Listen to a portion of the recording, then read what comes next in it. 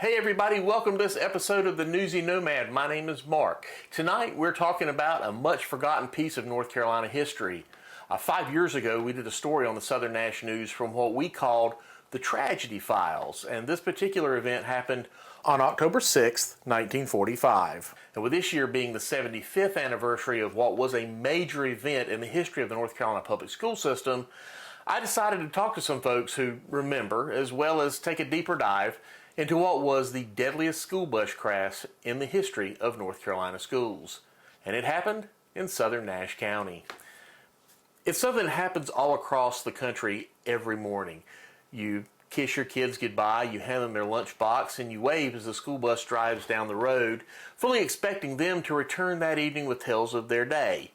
Well, 75 years ago, one bus never made it to school, and 7 kids never made it home. I went to the Murraytown community where nearly all of those who were killed in the crash lived, and spoke with a man who was on the bus that day. He was just 7 years old at the time, and in the 2nd grade when it happened. But the memory of that day, he says, is forever etched into his mind. Phil Massey is now 81 years old, and he was seated at the back of the bus on October 6, 1949, a seat that no doubt saved his life that day. He says that the one thing that sticks out in his mind the most was the children's belongings that were scattered throughout the bus and on the ground. It was something to see. I'll never forget all the lunch bags and the books and everything just scattered like a tornado had been through there. But the road wasn't straight then. It was a crook. There was a curve in there. And the road, they didn't take care of the roads. The limbs were hanging over the roads and stuff. And but that ice truck come down the hill, was coming from 97 towards the Muck's place. And it come around that curve there, and that's when it hit. That bus ride ended right here on what is now called Bryanttown Road, on a narrow wooden bridge on a dirt road across Turkey Creek that has long since been replaced with a straightened modern road and a bridge that you see today.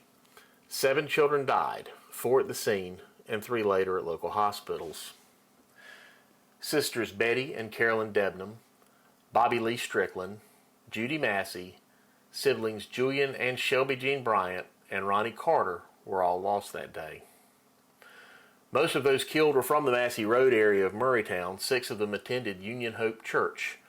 Over a dozen more were injured. Massey remembers the bus being crowded that day and how he narrowly missed losing his own brother. There was a boy named Carol Jr. Bryant. My brother was going to sit with him, and he wouldn't let him sit with him. So my brother came on back at the back, and it was one of the Strickland boys sit with him, and both of them got killed. Both of the boys got killed. So they were sitting. There was people in the aisle in the middle and on both sides. It was pretty full. Lunch bags and books scattered all over the bus.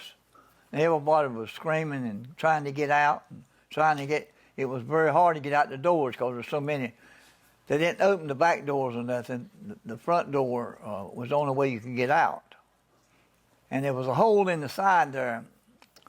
This guy, Ronnie Ray Carter, he was a cripple, and he operated the stop sign. He was standing up there at the stop sign. And that's where, when that ice truck hit, it took a section out right where that stop sign was at. And he was laying in the road up there where he took out.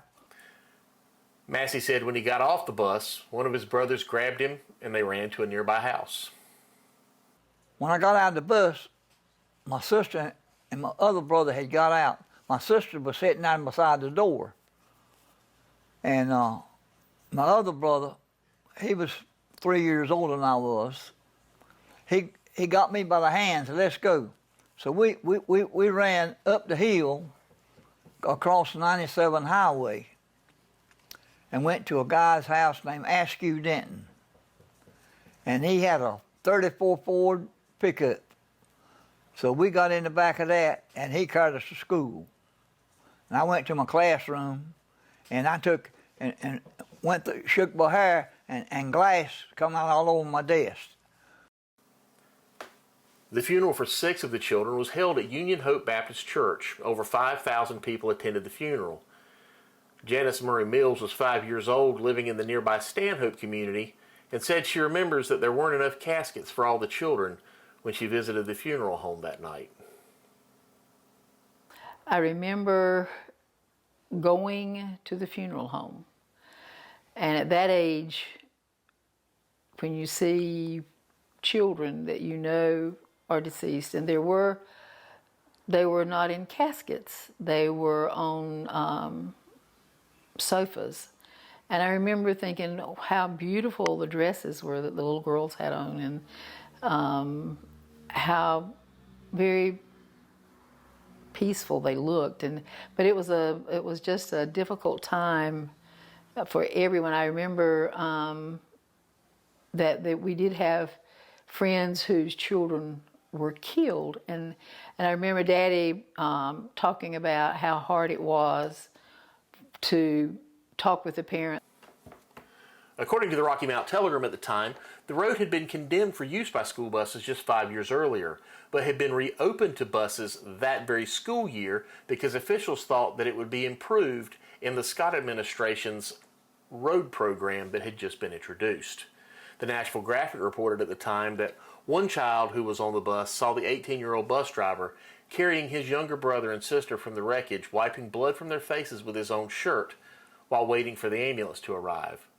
Both of his siblings died. Neither driver was charged in the accidents, with witnesses testifying at a coroner's jury hearing that both men did everything they could to avoid the other vehicle, with the driver of the ice truck, Milton Bryant, going as far as to take his truck within inches of going over the edge of the narrow bridge.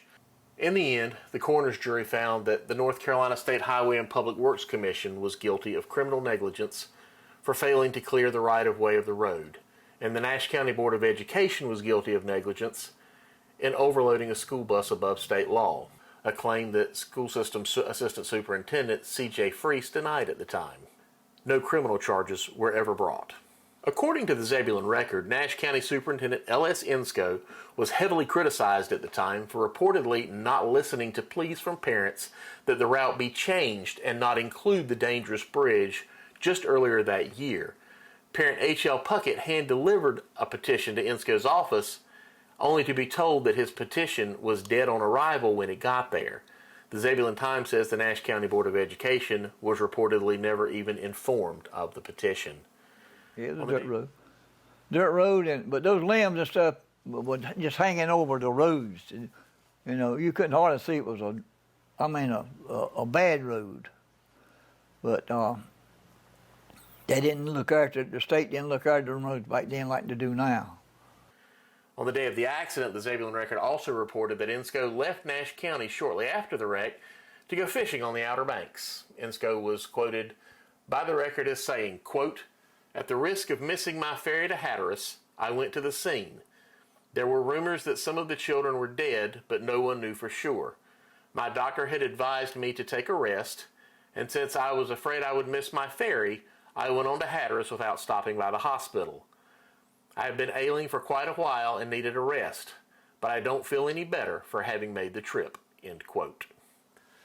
In contrast, multiple papers at the time reported that Dr. R.E. Arp, who served as the 4th Highway Division Commissioner, as well as John Marshall, who was Governor Carr Scott's personal secretary, both visited the home of each deceased child.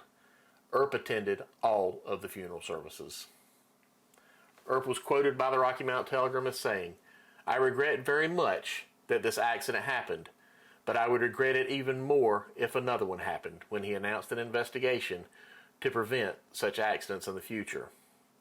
Mills, who would 40 years later serve as the chairman of the Nash County Board of Education, says that school bus safety has come a long ways. I remember the first bus that I rode on was the kind of bus that was driven in the wreck. It had the bench down the middle, the seats on the side, and there were nothing to hold on to. There was nothing, and then as I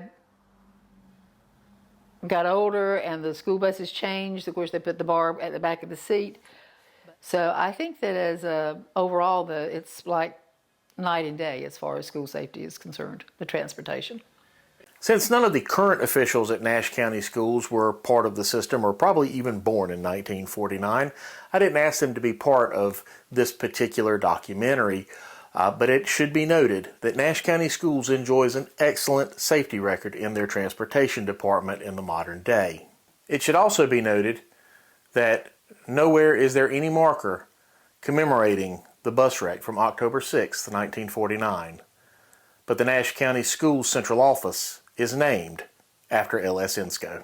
But this community right here took a blow then. All them little children got killed. This is Mark Cohn with the NewsyNomad.